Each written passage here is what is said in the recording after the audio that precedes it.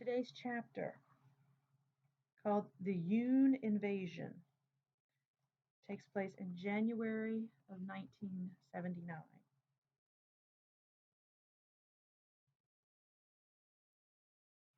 Okay, hugging the rifle to her chest, Met Bong paces back and forth nervously at our nightly session.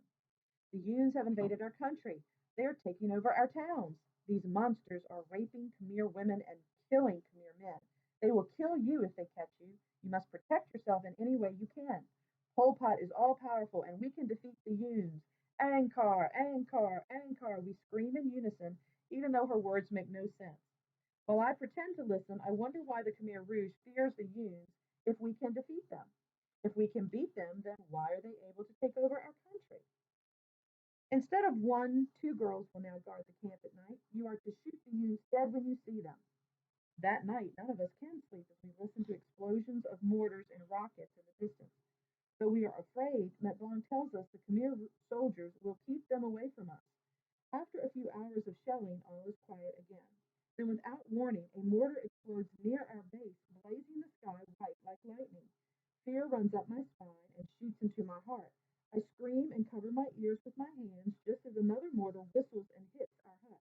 The straw walls and roof burst into flame. Screaming and wailing, the girls try to escape before fire consumes the hut. The girls run and crawl to the door, their faces black from smoke and their eyes white with terror. Many are dripping blood from their arms and legs where shrapnel sliced through their skin. I jump up and head for the doorway as fire spreads everywhere. Don't leave me! I'm hit! Help me! A voice screams out shrilly. She is lying in a pool of blood. Propping herself up on her elbow, she begs us to help her. She is shaking and shivering. The other girls do not stop. Seeing me looking at her, she holds out a bloody hand to me. Help me! On her elbow, she tries to crawl to the door, but pants in frustration after a few yards. Her tears fall into her mouth. Fire spreads through the camp quickly, debris falling everywhere. The smoke. The fire! Help me! Her hand grabs her chest as she coughs out blood. I want to help her. I wish to help her, but I am much smaller than she. I scream and cover my ears as another mortar explodes nearby. Panicked, I turn my back on her and jump out of the hut. When the roof collapses, the girl continues to scream long, anguished cries as flames engulf the hut.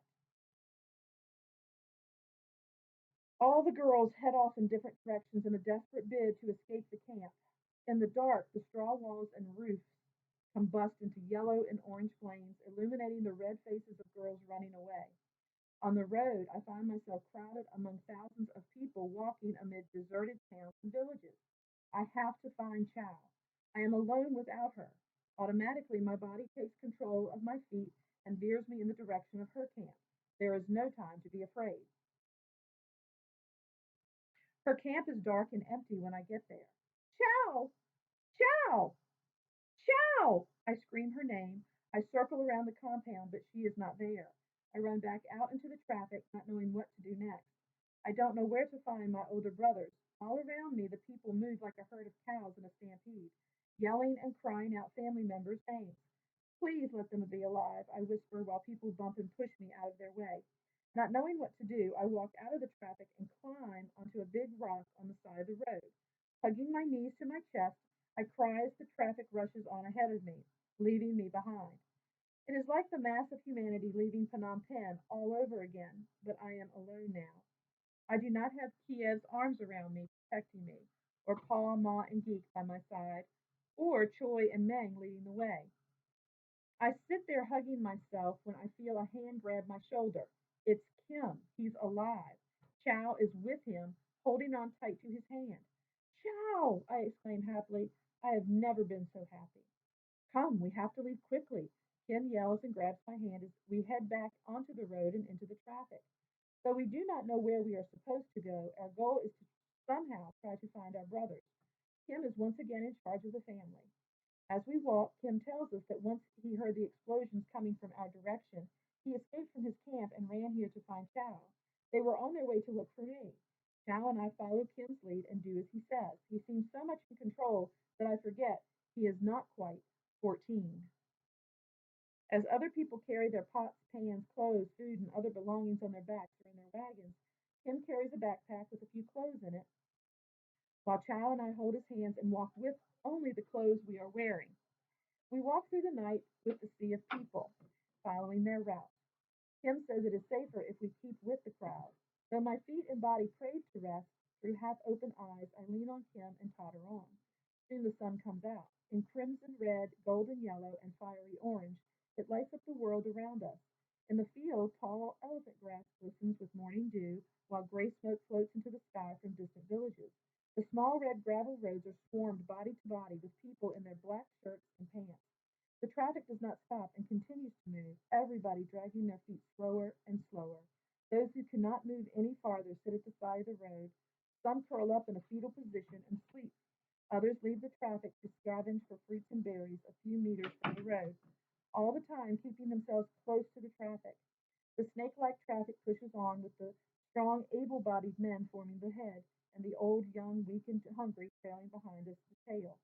As soon as the first snake disappears from our view, another one comes winding along for those left behind to join. As the sun climbs higher in the sky, my stomach begins to growl. Tim spots a small grassy footpath hidden behind some bushes and veers us toward it as the traffic moves on. Walking in silence, Chow and I follow Kim's lead. After 5 minutes, Chow and I glance at each other nervously, afraid to be so far away from the traffic, but we dare not question Kim. Another 10 minutes pass. We have walked a kilometer away from the road before our path leads us to a deserted village. Alone in the village, all is quiet except for the muffled grunts of pigs and cackles of chickens. The villagers evacuated in such a hurry that they left clothes, sandals, and scarves strewn everywhere on the ground. In the communal kitchen, smoke still rises from the ashes. Chow enters the hut and comes out with a few metal pots, aluminum bowls, and the remaining few small bags of rice and salt. I grab 3 scarves, spare black pajama clothes, and 3 light blankets. Placing them in the middle of another blanket and tying its corners together, I make a big bundle to balance on my head. In one house, a pig and 2 chickens scurry about. After a few minutes of chasing after the pig, we become tired and let it go. Even if we could catch it, we do not know how we would slaughter it since we do not have a knife. Kim catches the 2 chickens and locks their wings behind their backs. We look around for a sharp object to slit their throats. Not finding one, Kim grabs the bird and walks over to a well. Holding the chicken by its legs, he swings it like a bat and smashes its head against the stone wall. From 10 feet away, I hear the bird's skull crack as blood sprays everywhere on the wall, splattering onto Kim's feet. The chicken's body struggles and twists, refusing to die, until Kim whacks it again, this time smashing its head. Then he does the same with the other chicken. Chow fetches water from the well and pours some over Kim's feet, rinsing the blood off. She pours the rest of the water into our new pot while Kim rekindles the fire by adding dry leaves and branches. Chow puts the chickens in the pot, submerging them in water to boil them whole.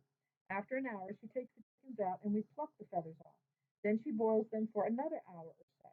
When they are cooked, she pours salt on them so they will not spoil. While she prepares the chickens, my stomach growls and my mouth waters. I have not had any kind of meat in such a long time. Finally, Chow announces they are done. Kim breaks off a leg, scoops up a bowl of rice, and hands it to me. He gives Chow the other leg, takes the breast himself, and saves the rest for our trip. With our plates in front of us, we eat in silence. Slowly, I peel off the skin, which tastes tough and rubbery. I eat the rest of the chicken with joy and sadness as I remember how Ma was beaten for trying to get some chicken for Geek. After the meal, we pick up our bundles and walk back out to join the mob of people, not knowing where we are going. We follow the traffic. We walk all day and stop to rest for the night along with everyone else.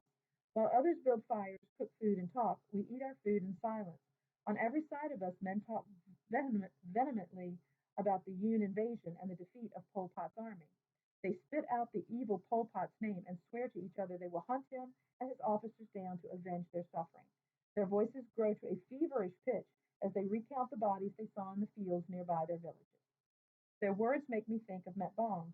For a while, for a year while I was at the camp, Met Bong told me every day the Yuns are attacking Cambodia and that the mighty Khmer Rouge army would defeat them. She was so afraid of the Yuns taking over our country that she was paranoid the Yuns would populate Cambodia in a few years. The country would become no more than a Yun colony. How fearful she must be now, if she is alive, that the Yuns, our enemy, have invaded Kampuchea and, as a result, stopped the Khmer Rouge from killing more Cambodians. Every night she told us that a Khmer Rouge soldier could kill 20 Yun soldiers because our soldiers are better and brave fighters. I wonder what happened to the mighty Khmer Rouge soldiers. Maybe the Khmer Rouge's power is just another one of Pol Pot's many lies. My legs hurt and my body aches from the walk, but physical pain does not matter anymore. My mind wanders to Pa, Ma, and Geek, and I become deaf to the conversations around me. Pa cared about politics. I am too young to understand Pol Pot's strategies for creating a classless, pure agrarian society. I do not know why Pol Pot did what he did when he made us leave Phnom Penh, gave us very little food, or took Pa away from me. All I know is if the Yuns invading Camp Kuchia could have saved Pa, Ma, Kiev, and Geek, I wish they would have come sooner. After we eat more of our chicken, Chow spreads one blanket on the grass and I roll up the scarves to use as pillows. We have settled in the middle of our open field that sits at the edge of a forest. The open field, one man says, is safe from the Yun's crushing monster. Met Powell, I ask a comrade uncle curiously, what is this crushing monster? You don't know? He asked, incredulous. I shake my head and reply, no one has actually seen it, but they say it is like a wild monster, and nothing can destroy it. It is part machine, part man, but very evil. It is bigger than a hut and can shoot out flames and bombs. It has many wheels for legs and rolls across the land like thunder, destroying everything in its path. It can smash trees, rocks, metal, everything. Nothing can destroy it. My eyes open wide as I learn of this evil machine, wondering if it is sitting in the woods waiting for us. So it is safer for us to be in the open so we can see it approaching and run out of its way. I ask as my knees go weak and my imagination creates images of the crushing monster chasing after us. Chow, let's move into the middle of the crowd, I plead with her as I grab her hand. Kim frowns at us as we repack our bundles and get ready to move. It's not a monster. That man does not know what he is talking about. He is a farmer who's never left his village until now and probably has never even seen a car, so he wouldn't know what a tank looks like. It's a huge machine that a man drives like a car. He tries to reassure us, but it does not work. Does it roll over trees, houses, and metal? Does it destroy everything in its path? I question him. Yes, but does it shoot out fire and bombs? Yes, but all right, we'll move. Kim sighs and picks up his bags. Making our way into the maze of many thousands of people, we move to a spot in the middle of the crowd and set up for the night. Now we won't be the first one to get crushed by the monster, I say, and Chow nods in agreement. Kim smiles and shakes his head, dropping his bags on the ground. Chow spreads out our blanket again and lies down. With her in the middle, Kim and I huddle closely on either side of her. Kim hooks the backpack through his arms while I do the same to my bundle. We pull another blanket over us. The ground is cold, but I am warmed by Chow's body heat. All around us, people are sleeping, eating, or setting up their areas. I look over to the side and watch a family sitting together eating their meal. It is a family of five parents with three boys, from perhaps 5 to 10 years old. The father scoops rice and hands it over to his youngest child first. Then he does the same for the others. The mother reaches over and wipes the child's nose with her fingers and then quickly wipes her hand on her skirt. While they eat, the father's eyes watch over his family and their belongings. I turn away and look at the sky as tears roll out the corners of my eyes. Oh, Pa, I miss you. I tell him in my head. The sky is dark and silvery, and it fills with a few gray, wispy clouds and countless twinkling stars. I stare at the clouds and envision Pa's face looking down at me. Where are the angels, Pa? I ask him. All of a sudden, the clouds pull together, forming many tight balls. Quickly, these balls begin taking the shape of skulls. They hover over me, these cloud skulls glaring at me with their invisible eyes. My breath quickens and my chest tightens, and I force my eyes to look away.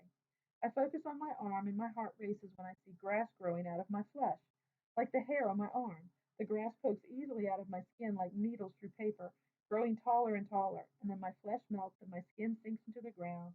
In slow motion, my skin decomposes until there is nothing left, and it mixes with the dirt, becoming Khmer Rouge topsoil.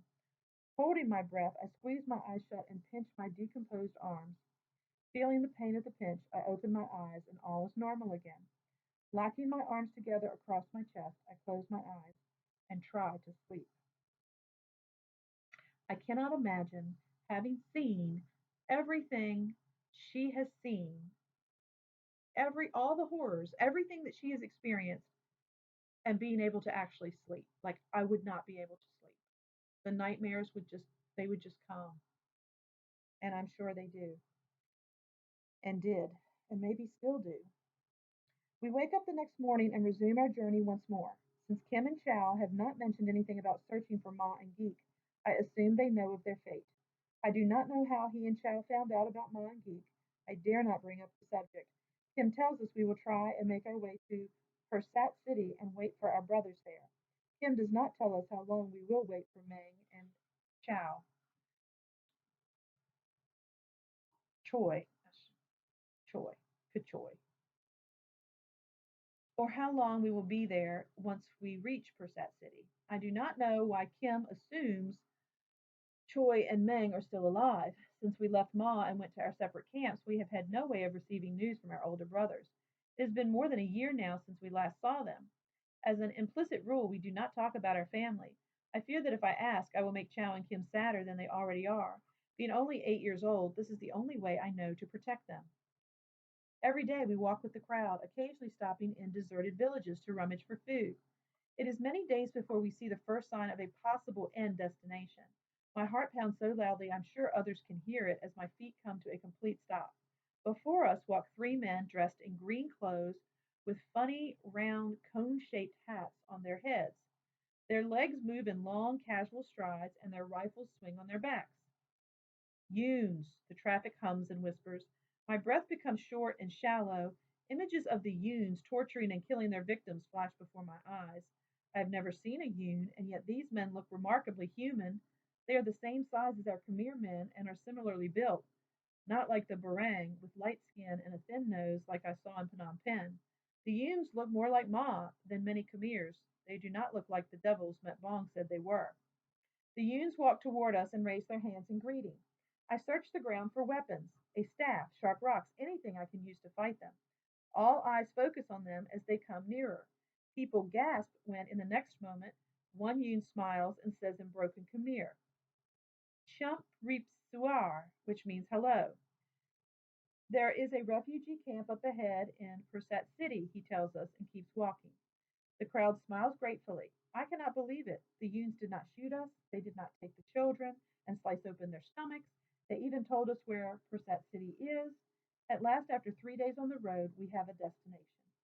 The camp looms like a small village before me, flickering and swaying in the haze, like a mirage. From afar, the many green, black, and blue plastic tents jut into the sky like thousands of ant hills with black haired people frittering in every direction. While most people sleep out in the open spaces, others are putting up makeshift tents and building huts. Next to the huts and tents, women prepare food, blowing and stoking the fires, coughing as the smoke finds their faces. Hovering above these women, men, and children, they tie strings of wet clothes from trees to tents, creating giant spider webs. Beside each group of tents lie small hills of trash, rotting in the hot sun, with children playing around them, occasionally picking up a half eaten mango, orange, or fish head and putting it in their mouths. The youths are all around, weaving through the labyrinth of homes and patrolling the area with rifles on their shoulders and grenades attached to their belts. There are many of them smiling and talking to the kids, sometimes patting them on the head. My eyes follow a certain Yoon in a green camouflage uniform as he openly approaches a young Khmer woman in black pajama clothes. He flirts with her, and I think he is barbaric. He reaches into his pocket and pulls out a box. Placing it on his palm, he extends his hand to her. Shyly, she smiles and starts to take it, only to have him grab a hold of her hand. Abruptly, she pulls her hand out of his grasp. After the brief stolen touch, he continues to talk to her.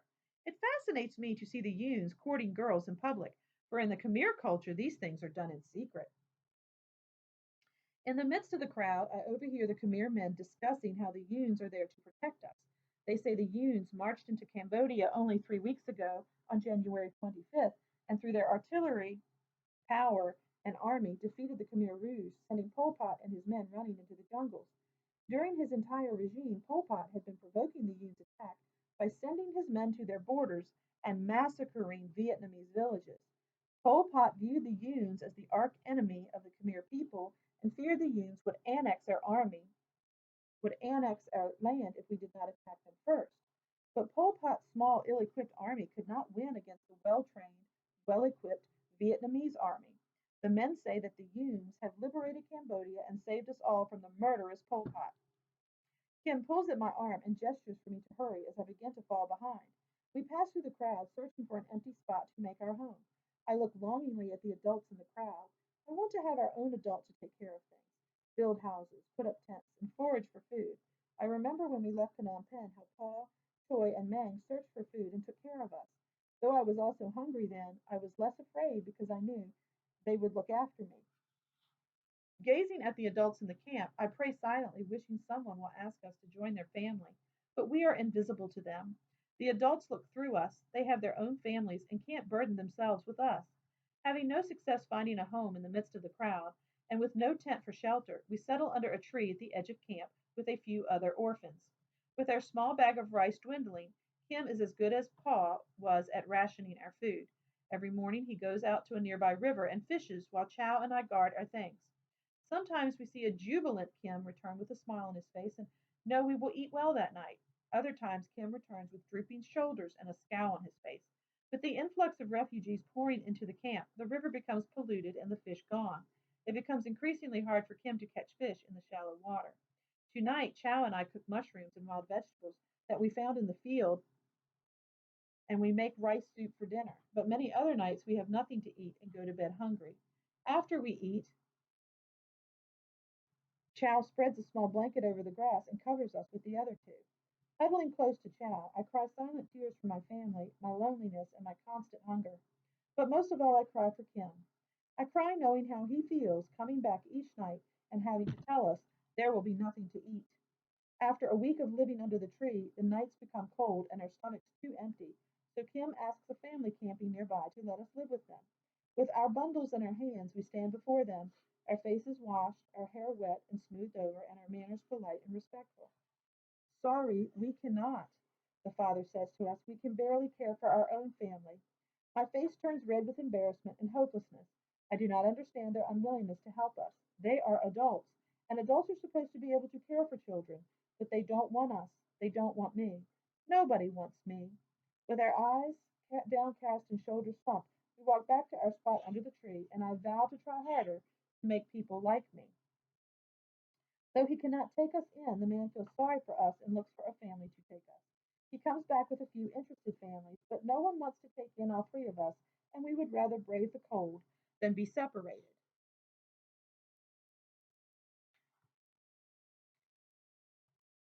Okay, and that is all we can read for today.